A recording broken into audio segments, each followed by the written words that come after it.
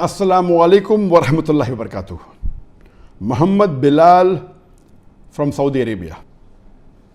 I request you to kindly give a brief description on the life history of Shaikh Ziaur Rahmaan Azmi, alias Banke Lal, Rahimullah, a revert from Uttar Pradesh state of India, who recently passed away in Medina Al Munawwara.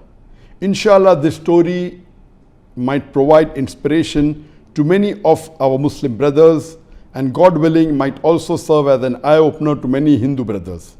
Jazakallahu khairan. Last month, the Muslim Ummah lost an important personality, Sheikh Professor Dr. Muhammad Ziaur Rahmaan Azmi. On the 30th of July 2020, on the Yawm al-Arafah, on the 9th Zil Hijjah, during the Zohar Azan, Sheikh Ziaur Rahmaan Azmi was very close to me, and he was one of the first few teachers of mine as far as teachers in the Islamic deen is concerned. And I pray to Allah subhanahu wa ta'ala that may He grant him Jannat al-Firdaus al-Ala in the company of Prophet Muhammad sallallahu alaihi wasallam. Sheikh Ziaur Rahmaan Azmi, he was the dean of the faculty of Hadith in the Islamic University of Medina. And he was also a lecturer in the Prophet's Mosque, that Masjid al-Nabawi in Medina.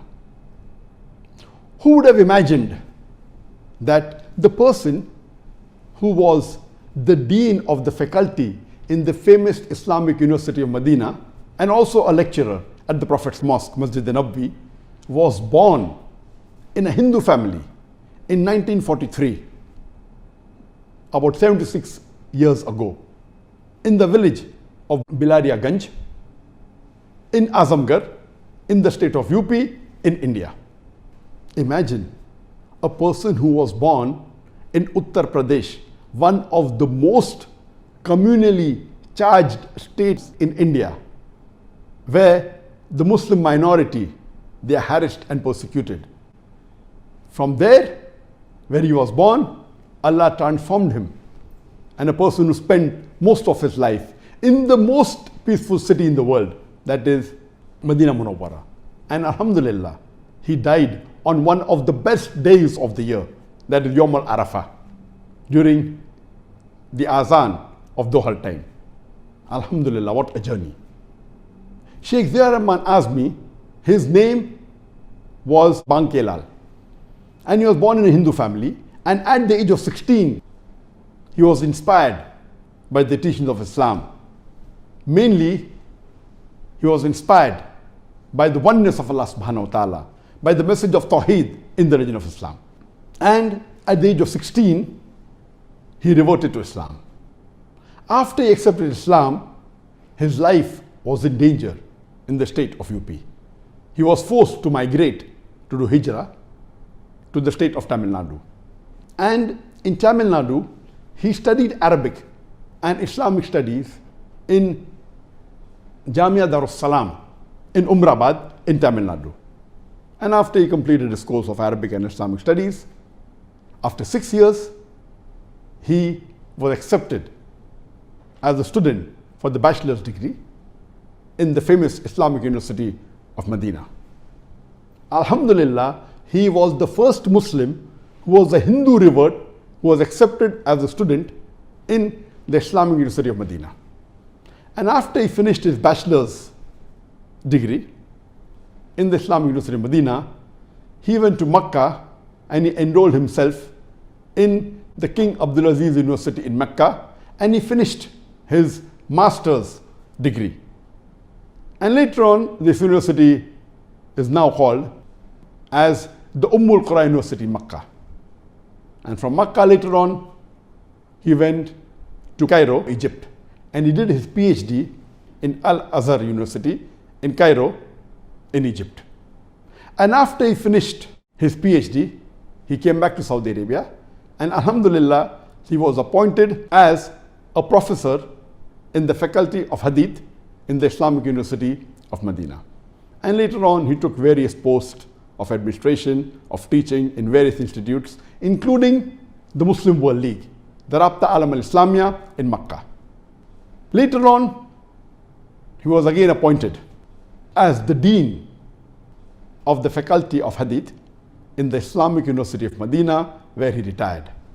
And simultaneously, he was also a khatib, a lecturer in the Prophet's Mosque in Masjid Nabawi in Medina. Imagine what a journey from one of the worst states of India to one of the most peaceful cities in the world. And Alhamdulillah, Sheikh Muhammad Ziaur Rahmaan asked me, he has authored dozens of books in Arabic. He also authored a book in Hindi, the Encyclopedia of the Quran. And he also wrote his autobiography in Urdu, titled From Ganga to Zamzam. But his main and the most famous work, I'll come to it inshallah later on. The first time I met Sheikh Ziaur Rahmaan Azmi was in 1997 when I went to Medina to study Arabic as a language. Before that, 1 year before that, in 1996, I went to Makkah and I studied for 1 month under Professor Dr. Nadwi, who was a teacher of Arabic language, a professor of Arabic language in the Umm University. Since I had Umrah visa, I could not stay for more than 30 days. Then later on, I tried to find out that who is the best Arabic teacher in the world who can teach to non-Arabs. And I got the reply, it was Dr. Fahd Rahim. And he was the head of the Lugha department, the Arabic language department in the Islamic University of Medina. And people told me he's a very busy person and he mainly takes students of the PhD. So I doubt whether you'll be able to meet him or whether he'll give you time. But I said, what's the harm in trying? So I went to Medina and I met Dr. Fahd Rahim and I told him that I'm a Dai in this field of Islam and I would like to learn Arabic. So he told me, do you know that you gave a talk a few weeks before in Medina? I said, yes. I was sitting on the first row for your talk. And then I happened to know that, mashallah, he attended my lecture and he was very much willing to give me time. So much so that he told me that if you spend about 6 months with me, inshallah, you will know Arabic as a language. And he promised to give me more than 5 hours every day, after Zohar till just before Maghrib, every day. Alhamdulillah. And that's the time I took out my Aqama, my resident permit of Saudi Arabia, so that I could spend 6 months in Medina. That's in the year 1997. But unfortunately, I hardly spent 1 month, maybe a few days less than a month, where I spent 5 hours every day with Dr. Fahd Rahim. And when I went to his house, I realized that he was the close friend of Professor Dr. Ziaur Rahmaan Azmi. And not only a close friend, he was also a tenant. In the villa that he lived on the ground floor, and on the first floor was the owner of the villa, that is Professor Dr. Ziaur Rahmaan Azmi. And that's the time I met him, and I also became very close to Professor Dr. Ziaur Rahmaan Azmi. And when I requested him that can he give me time, so he agreed to give me twice a week, few hours every session, twice a week. And with him also, mashallah, I studied for about a month. And my basics of my hadith, I acquired my knowledge from Dr. Professor Ziaur Rahmaan Azmi. And in the passage of time, I became very close to him. And when I was studying under him, I asked him the question that whenever I say in my lecture that Muslims should follow Quran and Sahih Hadith, Quran and Sahih Hadith, do we have all the Sahih Hadith compiled together? And the answer but naturally was no. Yes, there are many books of Sahih Hadith. We have Sahih Bukhari, Sahih Muslim, then we have the Kutub al-Sitta, etc. But we don't have all the Sahih Hadith compiled together.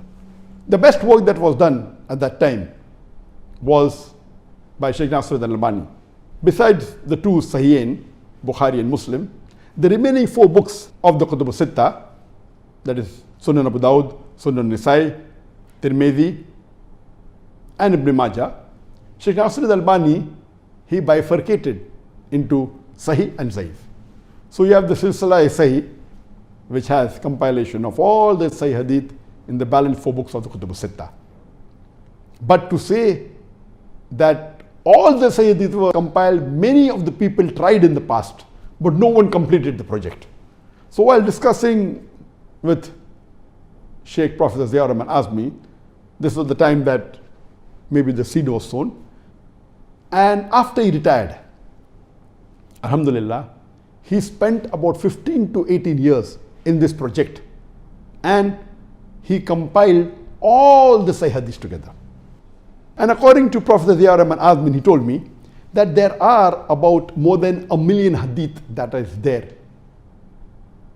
If you remove all the duplicates, many hadiths are duplicate, the matter is the same. The chain of narrators are different, or maybe the matter differs very slightly. So if you remove the duplicate hadith, different chains, but the matter being the same, he told me there are approximately 60,000 hadith. From the 60,000 hadith, he told me at that time, approximately 16,000 will be Sahih.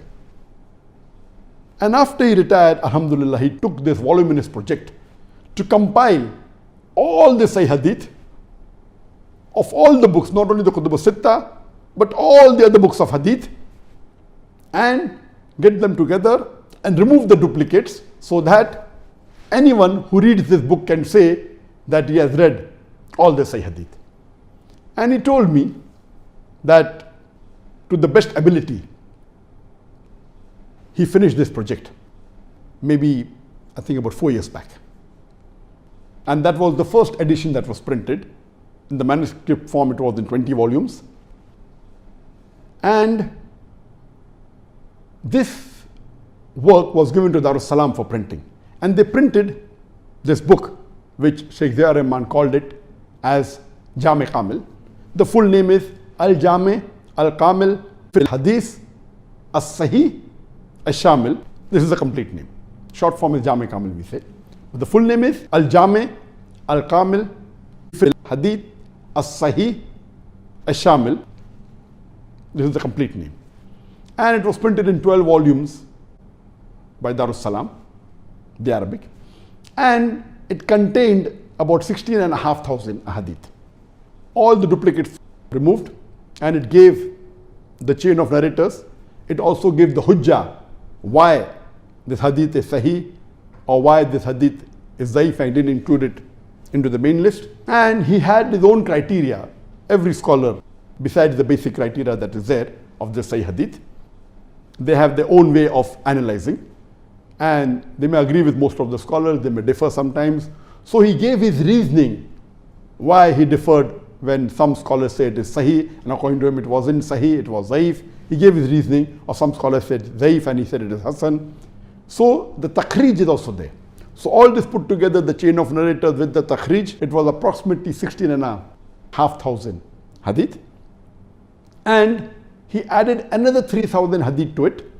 Those hadith which were very commonly known. It may be zaif, it may be mawdu, so people should not say that he skipped it. And even those hadith which were said to be sahih by famous muhaddithin, but he considered it as zaif, he even mentioned that, and that was another 3,000 hadith, so that no one could say that he missed. And I could say that alhamdulillah, if not 100%, we can safely say that more than 95% of all the sahih hadith that is available has been compiled in this Al-Jami Kamil. Alhamdulillah, it was a voluminous work. And later on, in the next 2 or 3 years, he spent in revising that. And recently, mashallah, just a few months back, the second revised edition has been printed of this Al-Jami Al-Kamil in Pakistan. But this time, the lettering is a little bit bigger, so it is in 19 volumes. And alhamdulillah, I requested him that why doesn't he make a condensed version, a mukhtasar Al-Jami Kamil, so that it can be translated. Because the main book is good for scholars and for researchers, but for normal layman, they are not so much bothered about the takhrij, they are more bothered about the hadith. So he agreed, and he also made a mukhtasar Jami Kamil in 5 volumes, which doesn't have the takhrij, which only has the sanad of the hadith and the hadith number. He may say this hadith is also there in Sahih Bukhari, hadith number so and so, also there in Sahih Muslim, hadith number so and so, also in Abu Dawud, hadith number so and so. So at the end of the hadith, he even gave the references where it's present. And the same hadith may be present in 3 books or in 4 books or in 5 books, many a times more than that, so that no one can say that these hadith have been missed. So in the Mukhtasar, the Takhrij is missing, but the complete sanad is there. And alhamdulillah, even this Mukhtasar is complete and it's under the process of translation. And I took the onus of having it translated into English. And this project we started about 4.5 years back after the first edition was completed along with the Mukhtasar, and we gave it to someone who was expert in Arabic and English, and the project was for 3 years. But unfortunately, when the translation was completed, I had it checked with some other expert and I wasn't happy with the English translation, so we are re-revising it. And so far we have completed the first volume and part of the second volume. I think it will take another 1 or 2 years because I believe that the translation should be good. Unfortunately, the English translation of most of the books of hadith is not up to the standard. Most of them are poor, some are fair, some may be good, but not of excellent quality. So inshallah, we expect to complete the translation of the Mukhtasar Jami Kamil, inshallah, in the next 2 years, and we'll have it printed into English.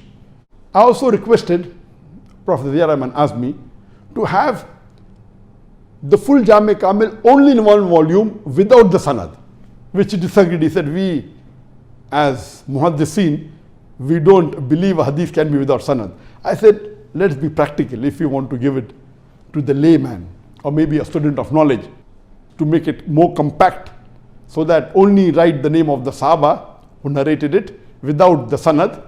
So finally, after many years, he agreed, and he had just started with the project of making it into 1 volume so that it is more condensed and easier for the layman or the common Muslim to read. Unfortunately, he could not complete that 1 volume.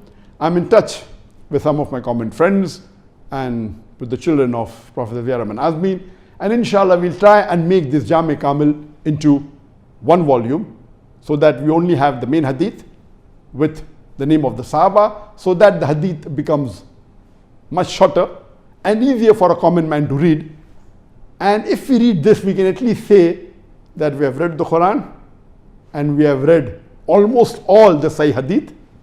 So if it's in 5 volume now, Mukhtasar Jami Kamil, it may be in 1 volume later on. It's possible for most of the Muslims to read if they want to read. But reading all the books of Hadith is extremely difficult or next to impossible for a common man. Inshallah, we pray to Allah subhanahu wa ta'ala that may this 1 volume of Jami Kamil also come into existence very soon. But at present we have the Mukhtasar Jami al-Kamil, and alhamdulillah, by Allah's grace, Prophet Ziaur Azmi, he gave an authority to me. He gave a letter to me saying that I have the right to translate his complete Al-Jami Al-Kamil Fil Hadith As-Sahih As-Shamil into any language what I want.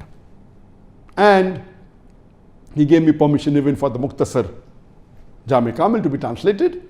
And alhamdulillah, he gave me 20 blank letters that I can give permission to any publisher to publish his original Arabic version of the Jami al-Kamil. But natural, I don't intend selling this to anyone, but natural for the benefit of the Ummah to spread the message of the great work done by Dr. Ziaur Azmi. And I pray to Allah subhanahu wa ta'ala that this work that he did, it is really voluminous. Many people in the last 1400 years tried, but they could not complete it. Allah blessed him, alhamdulillah, that after he retired, he spent, along with the revision, spent approximately 20 years compiling the hadith, doing his takhrij. He had a couple of 2-3 of the PhDs who helped him in this project, but he did it single-handedly, alhamdulillah. He didn't want any other scholar or any other person to interfere. There were some students of PhD or some who passed PhD did help him in copying, that's it. But he himself wanted to do it individually. And Alhamdulillah blessed him and he completed the project. Though this book is not that famous, I'm waiting for the English translation to be completed, and inshallah then we will market it better so that the whole Muslim Ummah can benefit from one of the greatest works done by late Shaykh, Professor, Dr. Muhammad Ziaur Rahmaan Azmi, Rahimullah. May Allah have mercy on him. And I pray to Allah subhanahu wa ta'ala that may he grant Jannat al-Firdaus al-Ala to Shaykh Muhammad Ziaur Rahmaan Azmi.